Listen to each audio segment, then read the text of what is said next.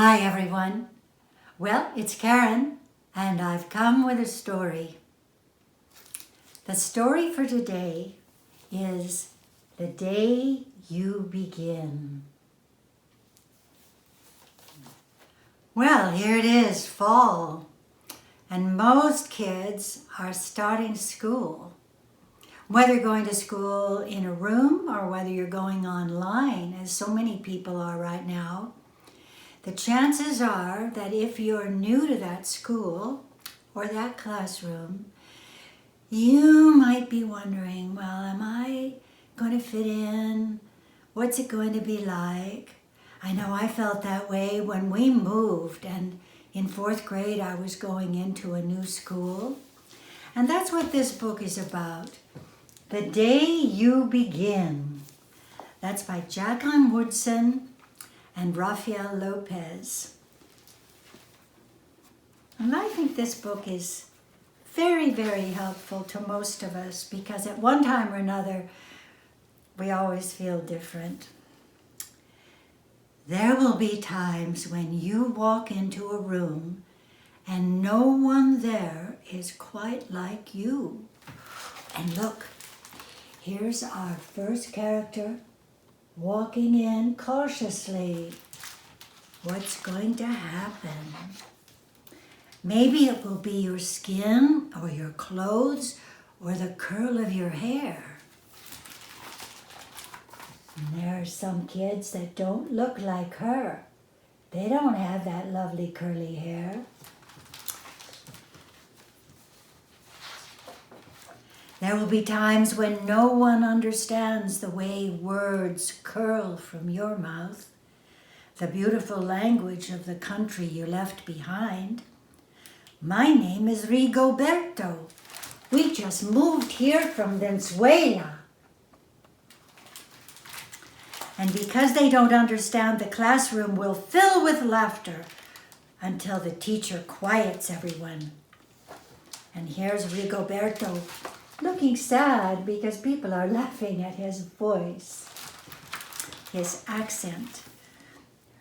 Rigoberto, from Venezuela, your teacher says, so soft and beautifully that your name and homeland sound like flowers blooming the first bright notes of a song.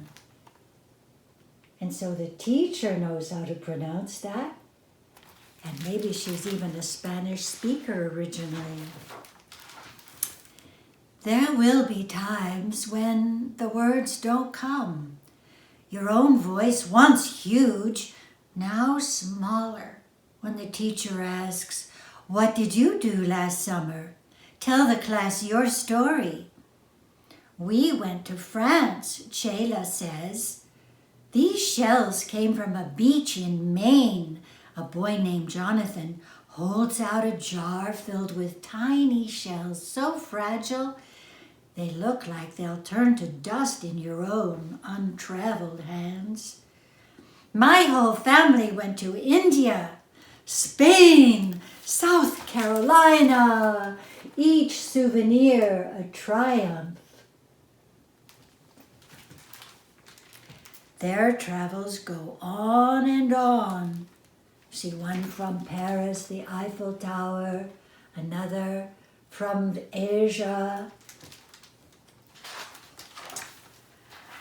And as you stand in front of that room, you can only remember how the heat waved as it lifted off the curb, and your days spent at home caring for your little sister, who made you laugh out loud and hugged you hard at nap time. You can only remember the books you kept on reading long after she had fallen asleep. And in that room, where no one else is quite like you, you'll look down at your own empty hands and wonder, what good is this when other students were flying and sailing and going somewhere? And you see, she doubts that her experience is as interesting or as valid as theirs is.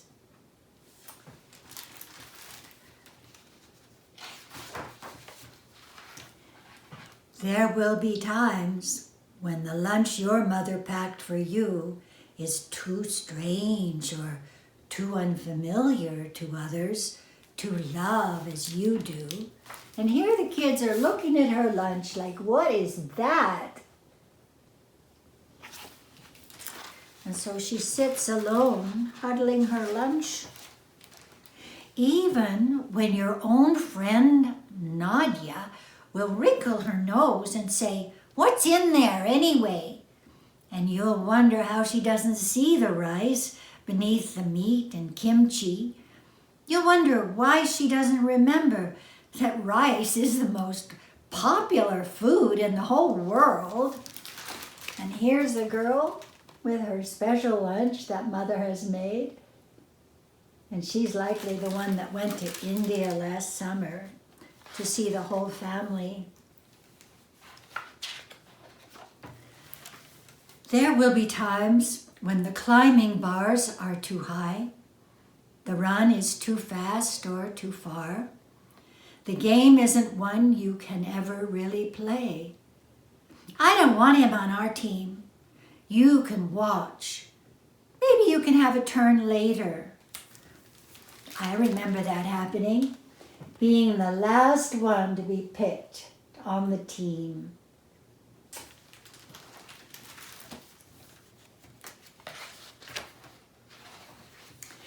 There will be times when the world feels like a place that you're standing all the way outside of. And that's a lonely feeling. And all that stands beside you is your own brave self, steady as steel and ready, even though you don't yet know what you're ready for.